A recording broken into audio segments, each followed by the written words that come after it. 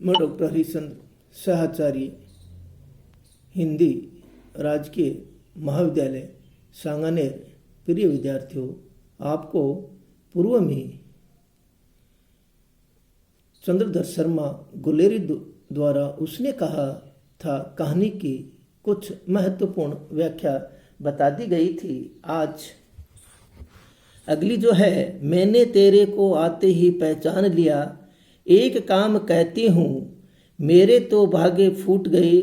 सरकार ने बहादुरी का खिताब दिया है, लायलपुर में जमीन दी है, आज नमक हलाली का मौका आया है, पर सरकार ने हम तीमियों की एक घाघरिया पलटन क्यों न बना दी, जो मैं भी सूबेदार जी के साथ चली जाती। एक बेटा है, फौज में भर्ती हुआ, उसे एक ही वर्ष हुआ, उसके पीछे 4 और हुए, पर एक भी नहीं जिया। सूबेदारनी रोने लगी। अब आते हैं तो देखिए, तमियों का अर्थ है औरत। तो यहाँ पर चंद्रधर शर्मा गुलेरी की उसने कहा था कहानी में, जब मोर्चा पर अपने शिविर के अंदर लहना सिंह क्या है घायल हो जाता है, तो उसी जीवंत निकट था।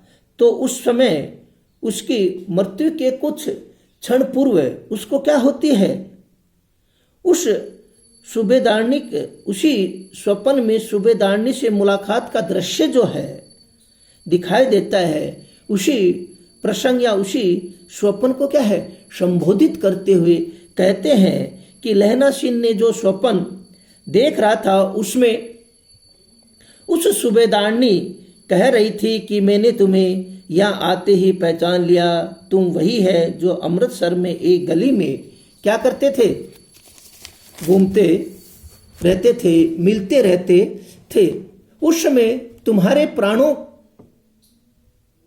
तुमने मेरे प्राणों की रक्षा की थी। मैं आज तुमसे एक काम कहती हूँ। क्यों सूबेदारनी कहती है, उससे कहती है कि मैं तुझे क्या है एक काम कहती हूँ, उस के लिए मेरे तो भाग्य ही फूट गए, अर्थात दुर्भाग्य के दिन आ गए। भले ही सूबेदार जी की वीरतापूर्ण कार्य के लिए सरकार ने क्या है बहादुरी का सम्मान मिला है। सरकार उसको किसी विशेष गांव के अंदर जमीन दी है जिसका नाम है लायलपुर में दी है, परंतु आज सरकार के नमक का बदला चुकाने का समय आ गया है, अर्थात सरकार के प्रति वफादारी निभाने का कर्तव्य पालन का मौका आ गया है। क्यों कि आज उस समय या उस काम के लिए आज बहुत ही महत्वपूर्ण कार्य है, जिससे कि सरकार के प्रति क्या दिखाई जाए, वफादारी दिखाई जाए। यदि सरकार हमें कहते हैं बोधा सिंह मोर्चा पर चले गए और वो कहती है कि औरतों की भी एक क्या है फौज बना देते, तो मैं भी अपने पति जो कौन सूबेदार जो है के साथ मोर्चे पर चली जाती।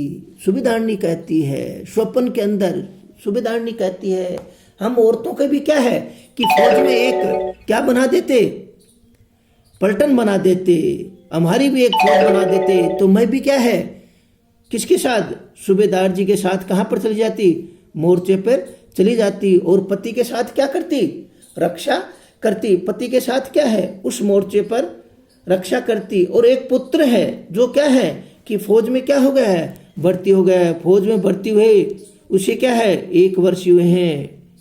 उसके बाद एक बेटे के बाद वो कहती है कि 4 संतान हुई, चारों ही क्या हो गई, जीवित नहीं रही।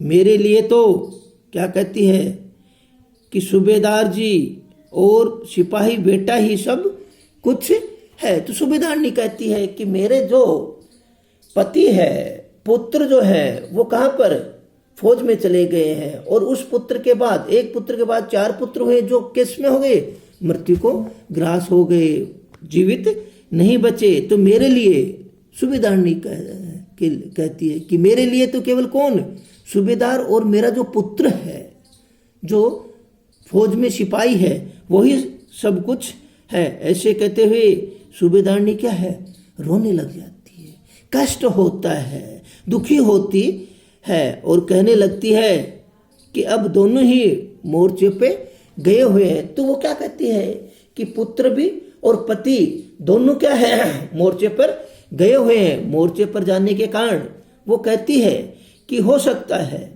रक्षा या मेरे भाग्य की रक्षा तुम ही कर सकते हो। क्योंकि मोर्चे पर जाने के बाद कि व्यक्ति का ये नहीं होता है कि वो जिंदा रहे या मृत्यु को ग्रास हो, क्योंकि मोर्चे पर जाने पर व्यक्ति इस प्रकार का वो नहीं किया जाता कि वो मोर्चे से वापस आएगा या वहीं पर मोर्चे में ही रह जाएगा। क्यों कि युद्ध जो है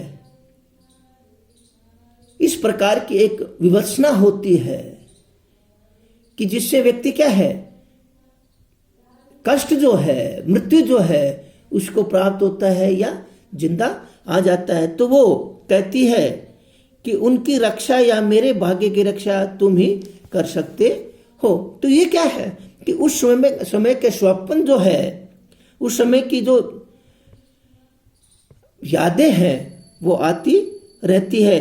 बेहोश लहना सिंह के स्वप्न में उस दृश्य को देखने लगा जो मोर्चे पर जाने से पहले उसने सूबेदार के घर जाने पर यथार्थ देखा था। क्यों कि यथार्थ जो चीज है वो व्यक्ति को क्या होती है, उस समय याद आती रहती है। उसी समय क्या होता है, उसकी स्मृति चलती रहती है। और इससे लहना सिंह के प्रणय, भावना, वचन, निर्वाह, प्राण प्रतिष्ठा और साक्षात उसकी जो व्यंजना है, उसकी जो हिम्मत है, उसकी जो भावना है वो क्या होती है, व्यक्त होती है। इसी के कारण वो क्या है कि अपने जो यथार्थ जो है उसका क्या है, इसमें चित्रण किया है। और उस यथार्थ के कारण ही क्या है कि उसकी जो भाषा सरल है और उसमें क्या है कि विभिन्न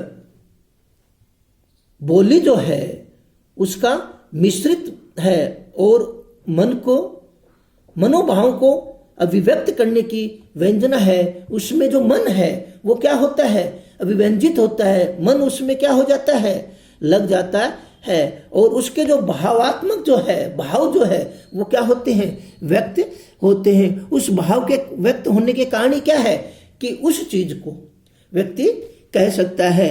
तो चंद्रधर शर्मा द्वारा, गुलेरी द्वारा उसने कहा था कहानी एक बहुत महत्वपूर्ण कि जो व्यक्ति को क्या करती है, उत्साहित करती है, व्यक्ति को क्या करती है, ज्ञान के प्रति ज्ञानवर्धन करती है और देश के प्रति, समाज के प्रति, व्यक्ति के प्रति वफादारी बताती है। जय हिंद, जय भारत।